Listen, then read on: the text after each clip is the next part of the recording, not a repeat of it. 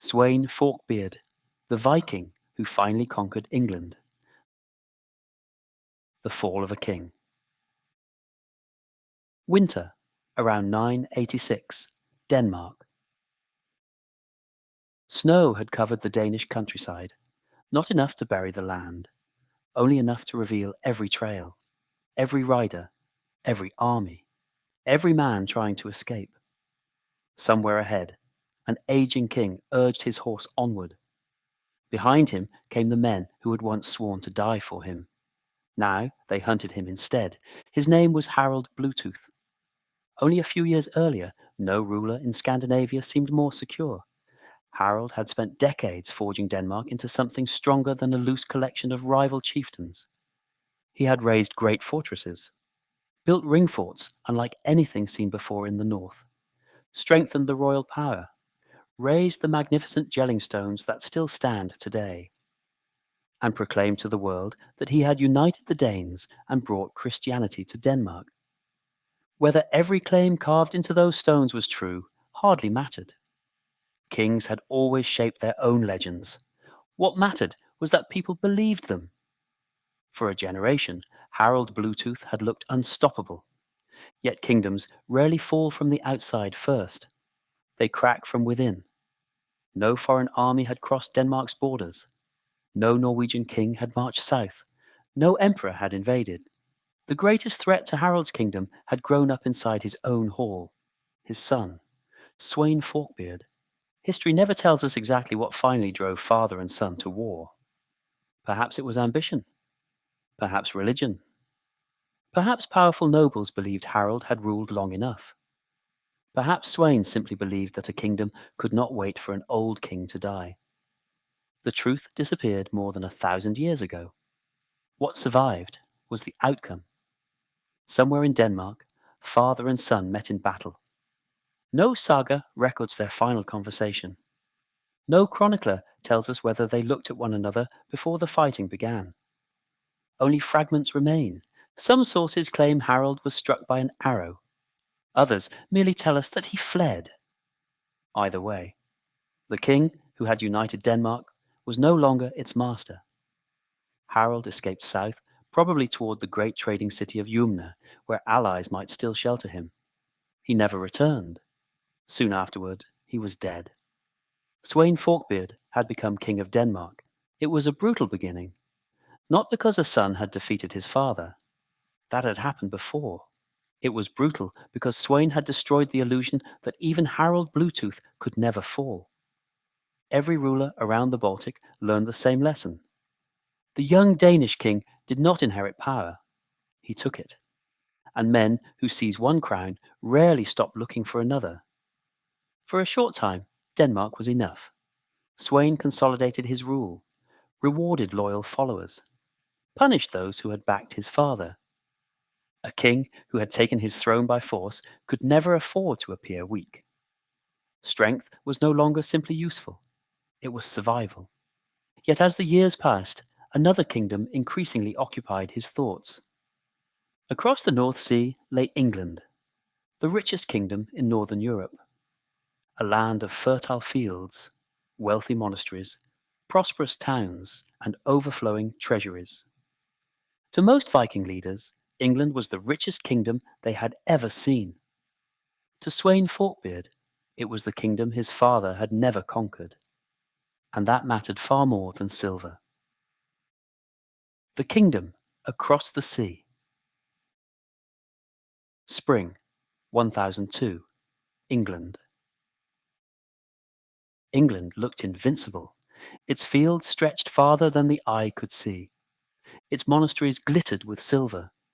Its markets overflowed with wool, grain, and foreign goods carried by merchants from every corner of Europe. Kings measured wealth in many ways. England possessed them all. Yet kingdoms are rarely destroyed because they are poor. They fall because their enemies discover where they are weak. King Æthelred ruled one of the richest realms in Christendom. But wealth alone cannot command loyalty, nor can it stop fear. For years, Viking fleets crossed the North Sea. Sometimes they came in dozens of ships, sometimes hundreds. Villages burned. Monasteries were stripped of treasures gathered over centuries. The English fought, sometimes bravely, sometimes successfully, but not often enough.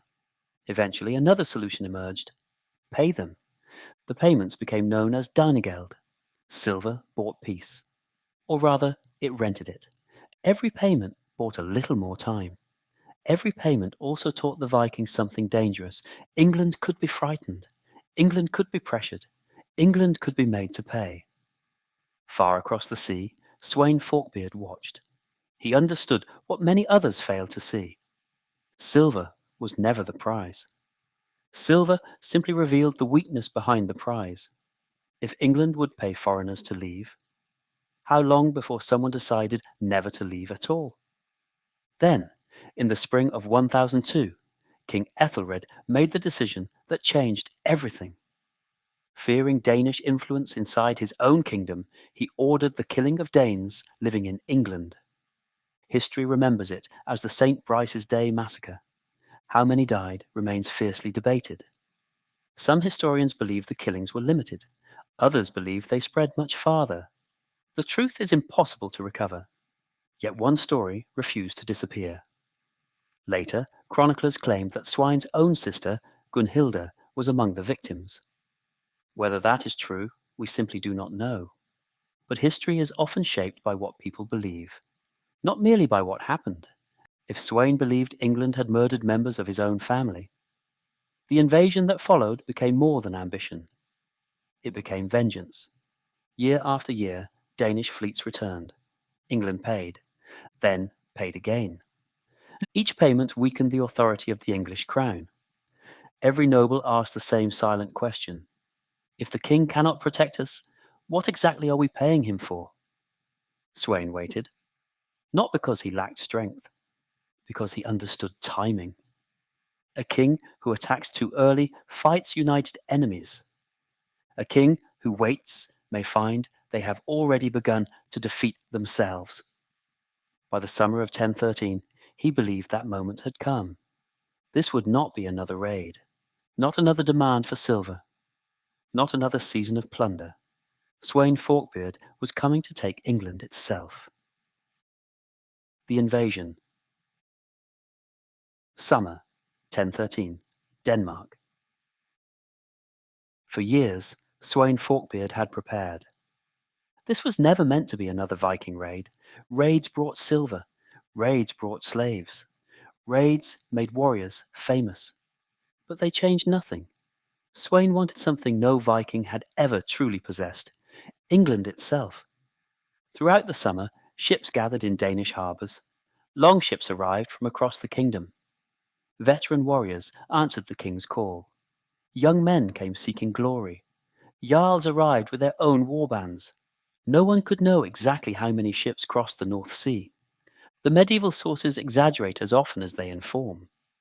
But everyone agreed on one thing: this was one of the greatest fleets England had ever seen.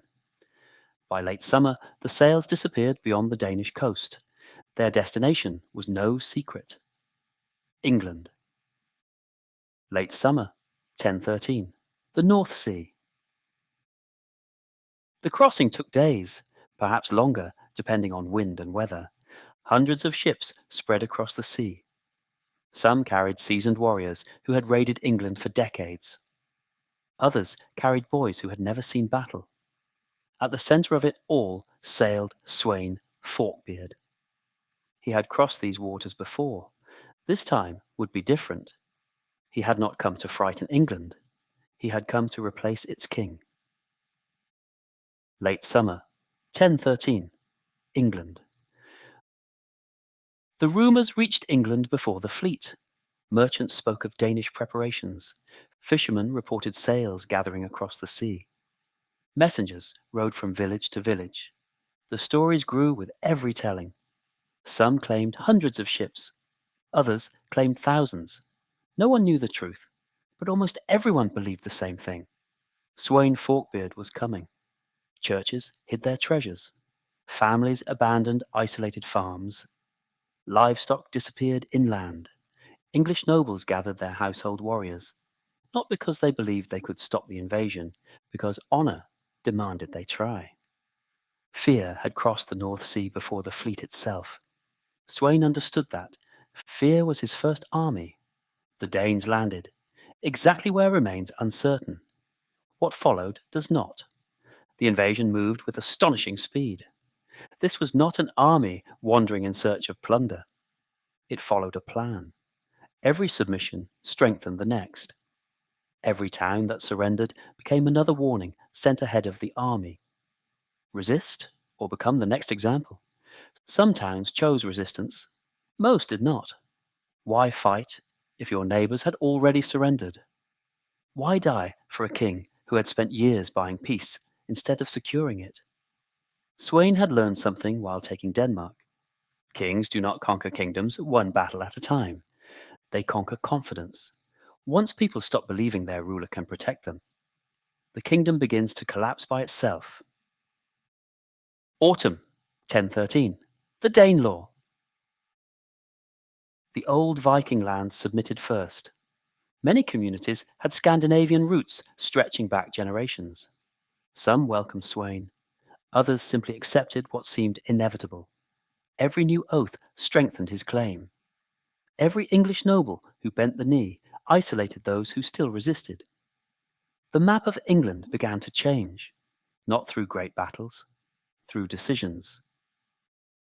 Autumn, 1013, Mercia.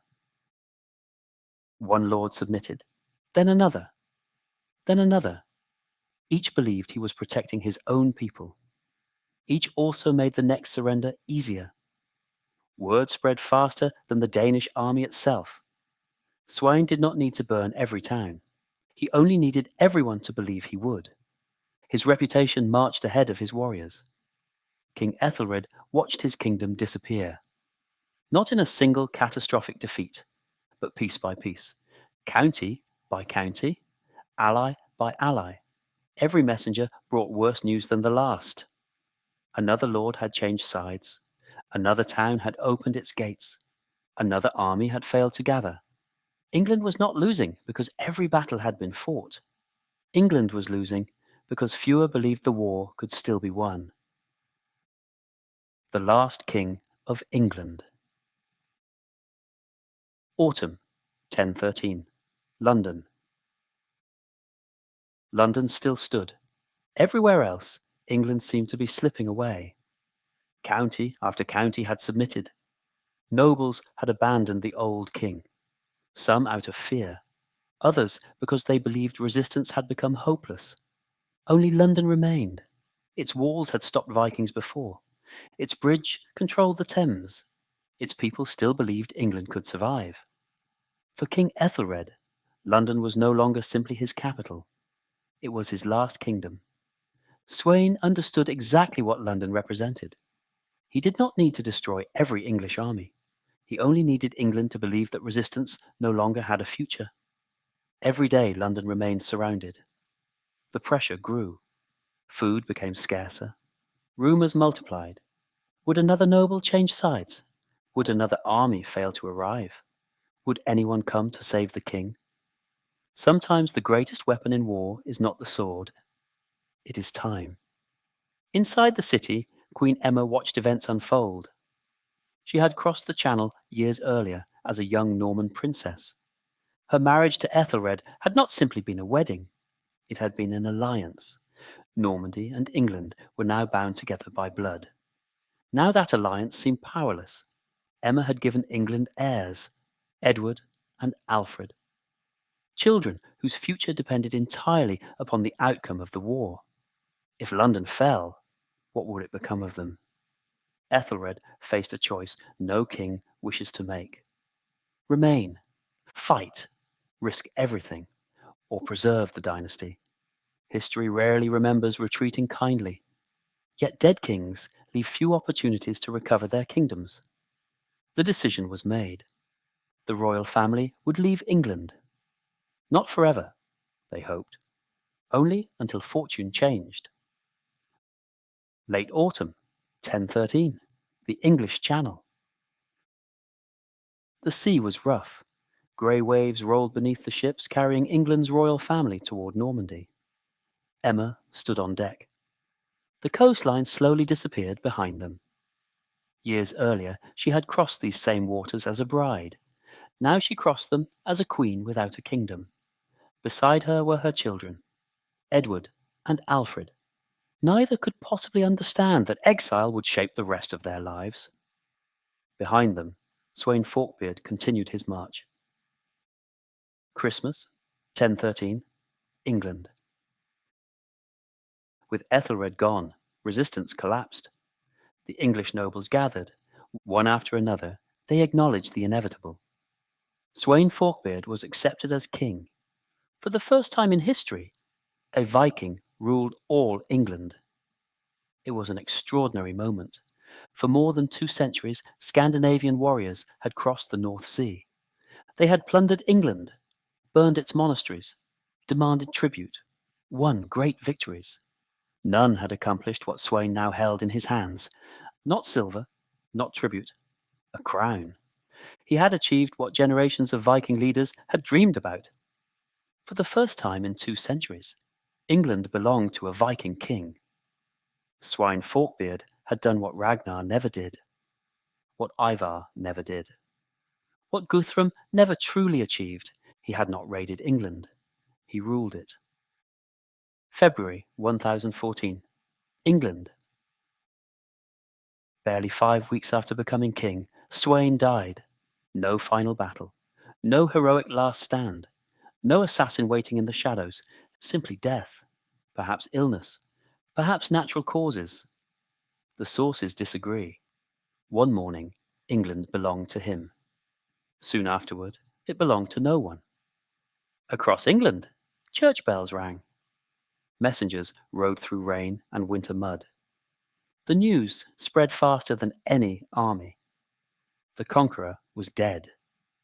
Many believed God himself had intervened. The Witan, the king's council, assembled almost immediately. Their decision came quickly. King Æthelred could return. But only if he ruled differently, only if he listened, only if he governed with greater wisdom than before. Across the Channel, the message reached Normandy. Æthelred accepted.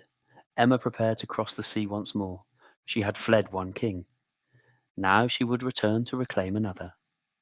Neither of them knew that England had already changed forever, because Sweyn Forkbeard had not merely conquered a kingdom. He had left behind an heir, young and unproven, surrounded by enemies. Most believed the Danish conquest had died with its king. They were wrong. A prince was preparing to make the most important decision of his life. His name was Cnut. He was barely more than 20 years old, and he was about to make one of the boldest decisions of the entire Viking age. The story of Sweyn Forkbeard had ended. The story of Cnut the Great was only beginning.